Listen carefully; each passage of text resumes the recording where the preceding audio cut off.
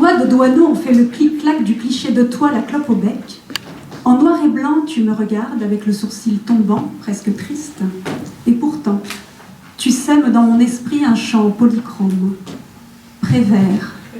Ton nom sonne comme un chant d'étoiles dont les notes crayonnent une voie lactée sillonnée par un bateau à voile sur lequel des enfants célèbrent la lune de leur voix aux ailes de libellule. La lune sourit parce qu'elle regarde la terre. La terre est si belle, si colorée avec ses eaux bleues et animées, ses poumons verdoyants et vivaces, ses déserts brûlants et orangés, ses cimes de glace vierges de traces. La lune sourit, mais elle sourit à moitié, parce qu'elle regarde la terre, ses eaux usées et troublées, ses poumons desséchés et asphyxiés, ses déserts rampants et désolants, ses cimes dégivrées et érodées. La lune regarde la terre qui se fait voler sa beauté, la beauté de la vie. La lune sourit, mais elle sourit à moitié, parce qu'elle regarde la terre que des êtres abîment, où des êtres s'abîment, où des êtres sont bourreaux et victimes. La lune ne comprend pas. La vie s'épanouit et vite s'évanouit.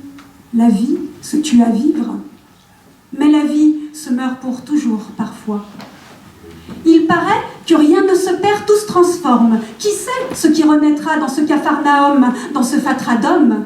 L'amour? La destruction? Le règne animal ne se pose pas tant de questions. Il vit sa vie, il vit sa survie, il subit son sort, boit sa mort. Pardon, Prévert, je m'égare. Mes yeux de grande m'ont fait quitter l'univers que tes paroles ont dessiné dans ma tête. Peintre de mon imaginaire de fillette, tu m'as fait oublier les nuits souillées par de vils visiteurs du soir aux fioles empoisonnées, infusant la trahison de l'enfance, celle qui m'a fait perdre mon auréole pendant une farandole, emprisonnant à jamais en moi la violence qui empêche de voler. Heureusement, l'oiseau lyre m'appelle en sortant de l'école et m'offre une échappée rebelle. Ô Prévert, je me noyais et ta poésie m'a repêché. Sauveteur de mon adolescence quand, perdu dans les abysses, j'errais dans l'air vicié de mon innocence infectée, bonne qu'à gamberger seule sur la berge de mes pensées, sans berger pour me consoler. Gagnée par la mélancolie, je me collais au lit, et c'est là que tes vers insoumis m'ont appris à reprendre goût à l'envie de sourire à ma liberté nouvelle, sans l'auréole dont se passe une demoiselle qui a décidé de réparer ses ailes. Aujourd'hui, tes recueils sont restés mes hôtes.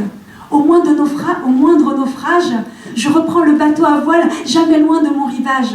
Je rends visite à la lune sourit, et je souris aussi.